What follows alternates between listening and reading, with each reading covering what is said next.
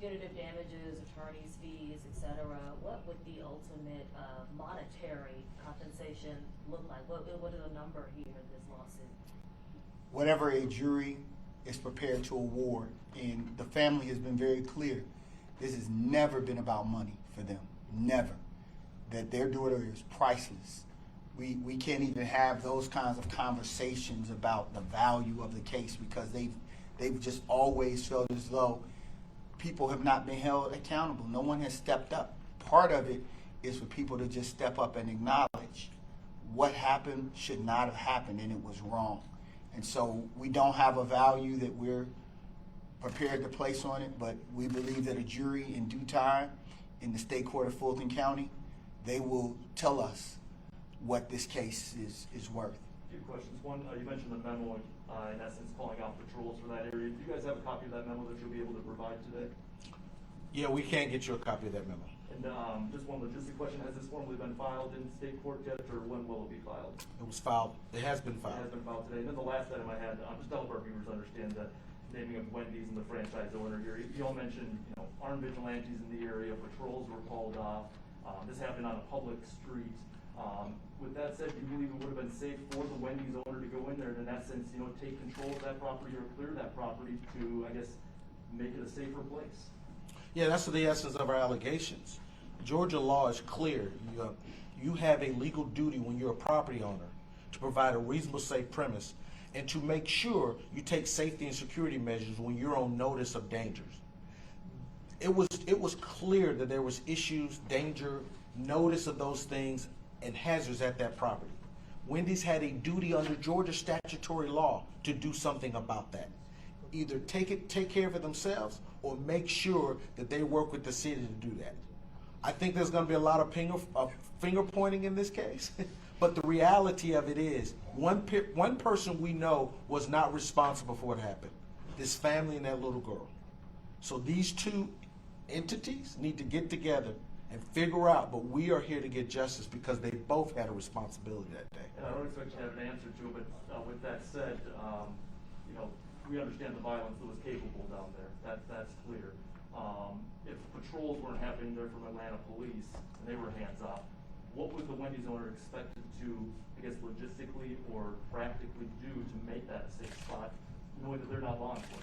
Well, we're unclear if the Wendy's did anything at all. Did they meet with the mayor? Did they meet with law enforcement? Did they say, we need your help and we will bring in private security? They perfectly, and what we see all across Atlanta and all across communities is that people will set up businesses and then there will be hands off as it relates to the safety in those businesses. Because things went awry doesn't mean that when everything is profitable, you make it money hand over fist, you stay in the community. When things go awry, you decide to abandon the community. That's not permissible, that's not acceptable, and that's not something that they should try to hide behind now. Well, what do you say to people who, unfortunately, people get shot and killed in the city of Atlanta almost every day. So what do you say to anyone who says, well, why not bring a lawsuit in that kind of situation? Why not bring a lawsuit when someone gets shot and killed at a gas station? Why in this particular situation? What do you say to that? This is a very novel, different situation.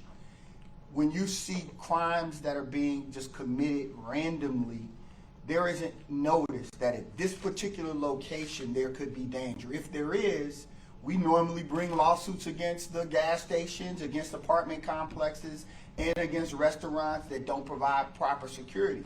What's unique about this situation is that the whole world knew that the Wendy's was dangerous. That in fact, Councilmember Shepherd said she wouldn't even go over there after dark. I mean, in your jurisdiction, when you say I didn't feel comfortable going there after dark, you know there's a problem, and so you have a responsibility, and that's the whole issue of a nuisance being created and being allowed to exist, and that's what's problematic, and that's what distinguishes what we saw on University Avenue from what you see across the city of Atlanta, across the country. People are shot and killed all the time, but in this space, the city knew that this was a dangerous space and they did nothing about it. And they knew about specific threats of a barricade that they allowed to be erected and maintained by vigilantes, not by peaceful protesters. And I want to make that distinction. And this family wants to make that distinction. They have supported from the beginning the peaceful protesters that wanted to create a Rayshard Brooks Peace Center, but not the people who are armed and threatening people and beating people. There were 2 people shot before this happened. So this at the very same location. So this wasn't something that anyone can say, well, we didn't know about it. They were on notice. Right before their car went through, there was another car that went through, and threats were made and violence against that vehicle. This is notice. And to piggyback on what Attorney Davis just said, you will not see as unique a situation typically in these cases where the mayor, the city council, in the police department are specifically making the decision not to have law enforcement act at a certain location. The other cases where we have crime going throughout this city doesn't have that involvement. We had the fingerprints of the city council, the chief of police, and the mayor all making a decision not to, an active, conscious decision not to provide law enforcement services at that location. That's what's different. The fingerprints of the mayor, somebody made a conscious decision and did not take into full account the consequences of that decision. And when you do that, you have to take responsibility when your decision is wrong. Can you speak to the fact that the city of Atlanta doesn't have general liability insurance to cover these issues? That is, yes. The fact is that the city does not have insurance. They are self-insured, and so any money will come out of the reserve of the city or from the city's budget. And it's unfortunate.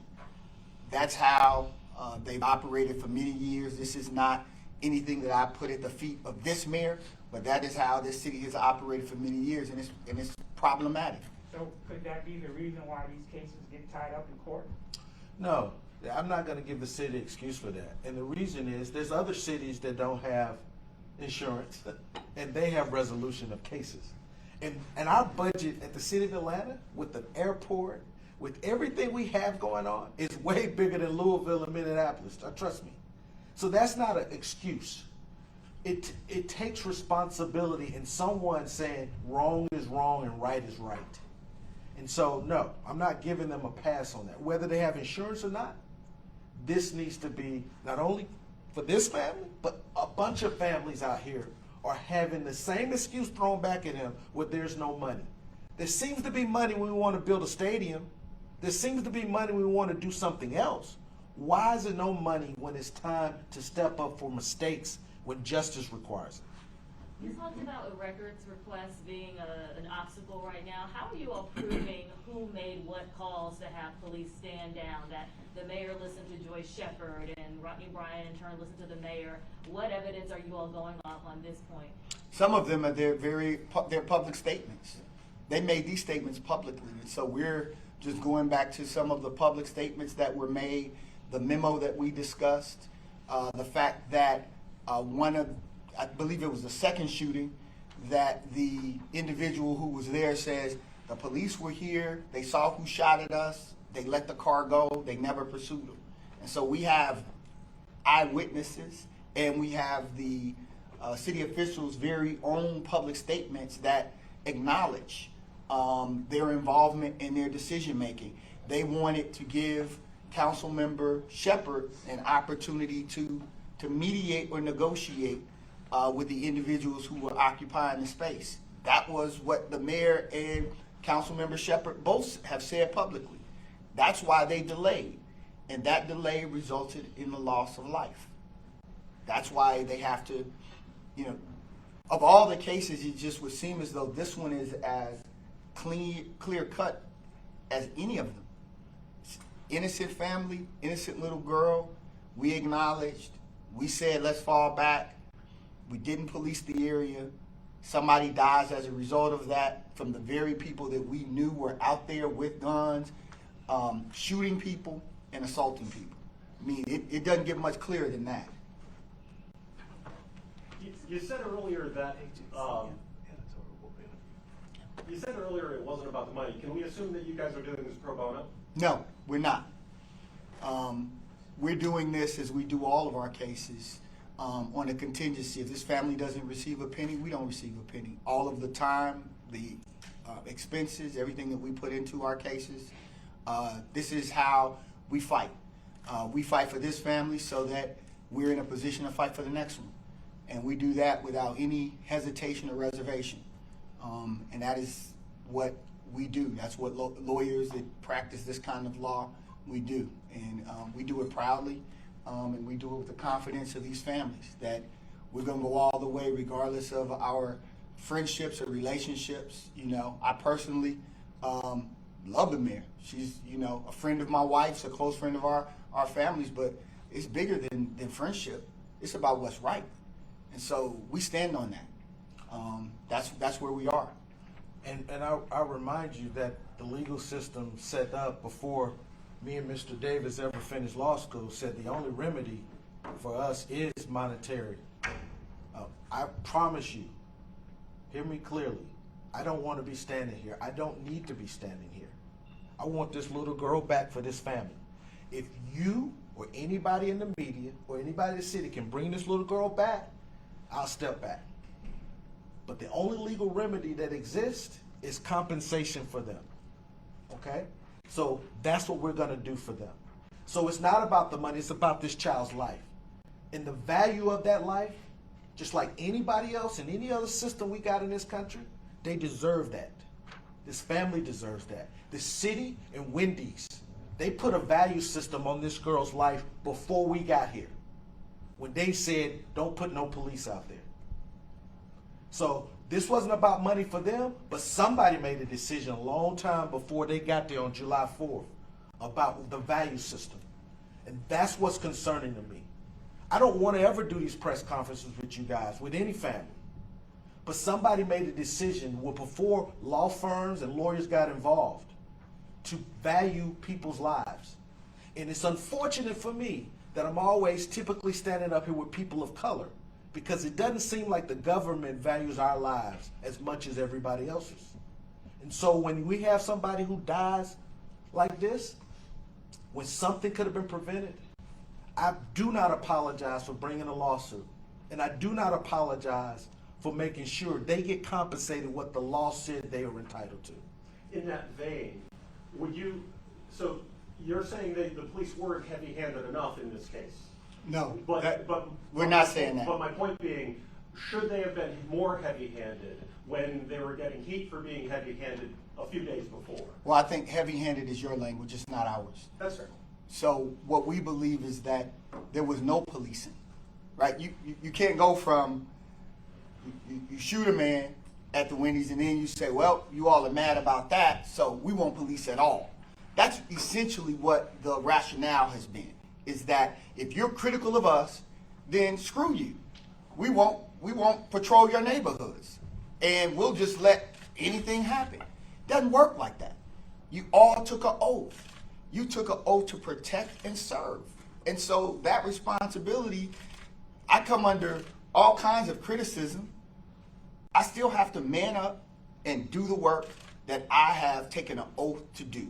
Whether it's gone well for me on one day or not. The next day, I better step to and do what it is that I've taken an oath to do, and that is zealously represent clients. And it's the same with law enforcement.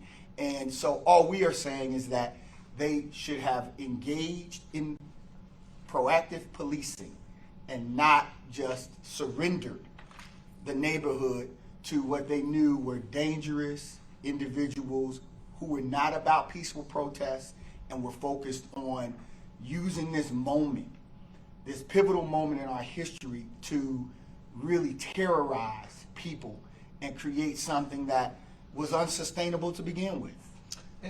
And we want to be clear. We're not against police.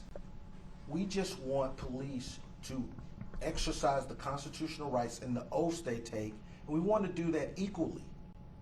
And that's what this issue about. well, you're against police. No, I want you to police the same way in every community that you do in the black community.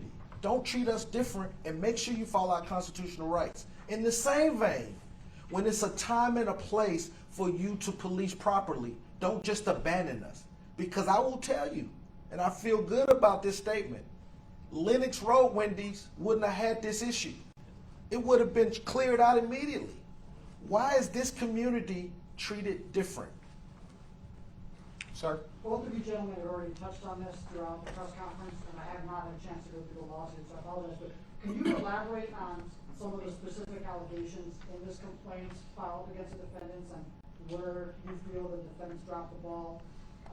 Can you kind of elaborate and go through some of these key points? I'll just say this to you, because we'll be here all day. You have to go to law school, but the short of it is they allowed a nuisance to occur at the property. They were on notice of that nuisance, the danger, the hazards that persisted with vigilantes being on the property. We also brought claims for the violation of ministerial duties and oaths that the mayor, Councilman Shepard, interim chief Brian had. And against the Wendy's owners and operators, we have specifically made a claim, as I stated earlier, under OCGA 51-3-6 says that every property owner has a duty and responsibility to provide a reasonable, safe place of business. Because that street was an ingress to that Wendy's, they had a duty to make sure that these vigilantes who were on that property was cleared out. They did not have a opportunity, or they did not have the right to abandon the property, which we believe the facts will show. So in a nutshell, without you having to go to Georgia State Law School, that's really what we're saying. The corporation who operated that business and the city who operated the business of policing both had opportunities when they were on notice of this danger to prevent it, and they did, which led to the death of this little girl. Very briefly, I know the focus is on the civil lawsuit today, and I respect that. This is going to be an opportunity for questions here, and Secoria's parents are here.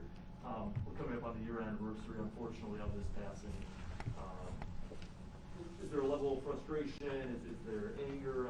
Towards, I guess the criminal case right now, one arrest has been made. We haven't seen a lot of action on that case. I think early on, APD said that there could be multiple arrests here, but we've only seen one. Yes. Can you just walk us through that process? And of course, if Secoria's parents have any comments.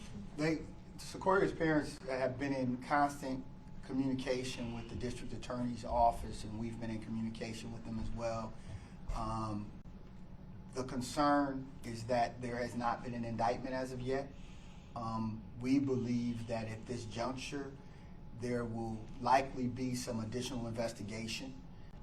We obviously would like to see this move forward, and they've been very clear. All parties should be held accountable, not just the individual they currently have in custody, but everybody that was a part of it, that aided and abetted.